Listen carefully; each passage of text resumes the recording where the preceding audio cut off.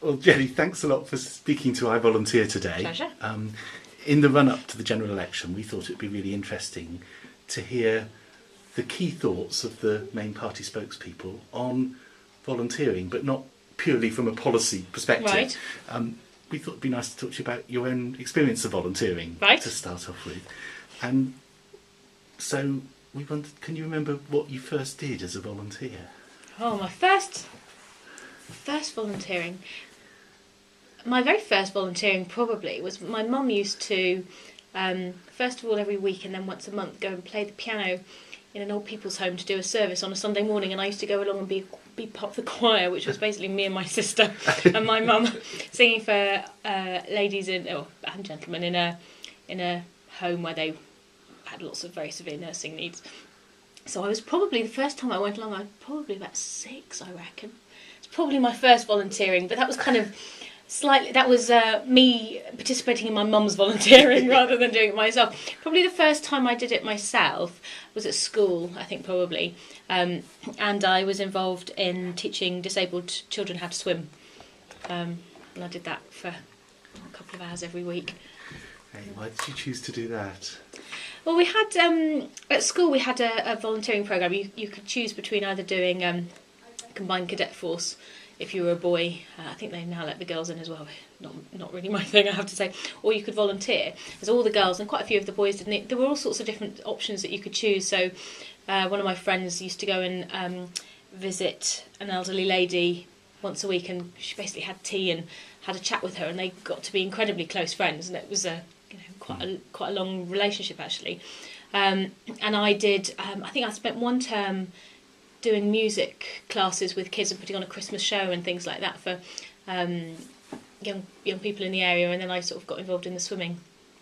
Really enjoyed it actually. It was quite physically challenging, I have to say, because the girl that I was teaching, a little girl called Denise, and she had Down syndrome and she was incredibly strong, and every now and again would completely lose it and just attack me in the middle of the deep end. But it was really satisfying. I really enjoyed that. Thoroughly enjoyed it.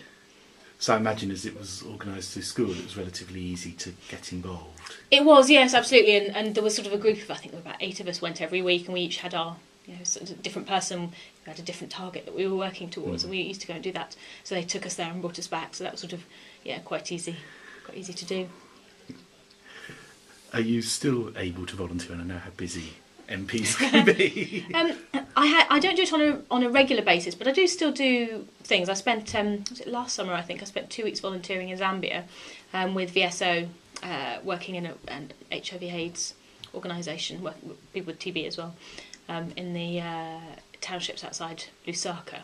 So I think it's difficult probably to do something on a regular basis in the same way that I used to do, because no week is the same from one to the next, so it's very difficult to commit to doing something the same every week. But I have done various things since getting elected. Though sometimes it's easier to do it sort of in a big block, give you time up that way. And I suppose we ought to talk a little about your policies and what you think. Well, maybe.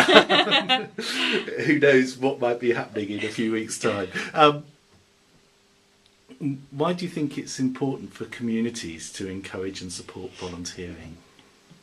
Well, I think it's a really fundamental part of actually what makes a community work, really. I think volunteering is kind of it's a bit of a slogan, I suppose, but it's a kind of, it's the social glue, really, that sticks a community together, because an awful lot of our communities rely hugely on people, just really, small things. So like I was talking to a gentleman end of last week, and he is pretty much housebound. He relies on one of his neighbours who cooks him hot Sunday lunch every week and brings it round. It's not formal volunteering, but she's basically volunteering to help a member of her community. He really, really depends on that. It's absolutely the highlight of his week, and it's the sort of thing that makes sort of communities stick together. So I think it's quite important that people do get involved in volunteering, and that communities sort of are able to make use of people, because it's what makes us work as communities. It's such a fundamental part of it, really. And so I suppose from there, what do you think you are able to do as a potential maker of government, if not government, in a few weeks' time, to actually support volunteering through?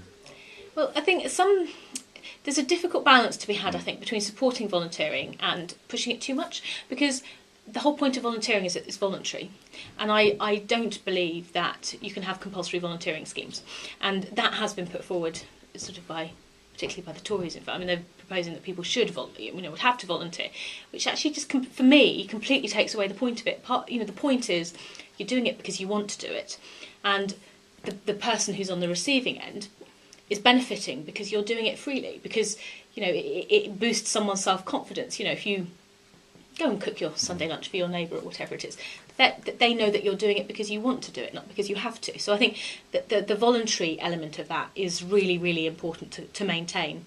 But having said that, there is stuff that the government can do, and that's around particularly support for the organisations that support organisations that do volunteering. So sort of the infrastructure bodies, the volunteer bureaus and things like that. So you've got people know where to go to, if they want to volunteer their time, they know who to contact, and they know sort of where they can find out about opportunities. And that also that then those organisations are well placed enough to be able to provide support to people managing volunteers, because for it to work, the volunteer has to feel that they're getting something out of it as well. And that might just be actually just the sheer joy of doing it. But for other people, it's going to be learning new skills, it's going to be filling holes in their CV, whatever the motivation is. It's going to be different for everybody. But if people feel that they get something out of it, then they're going to carry on and they're going to want to continue. And you need really good volunteer management to make sure that happens, and that there is a role for government in providing support for all the infrastructure bodies that provide that, because if you don't have that, then the volunteering sits on that, and if that starts weakening, then the volunteering is not going to operate so well.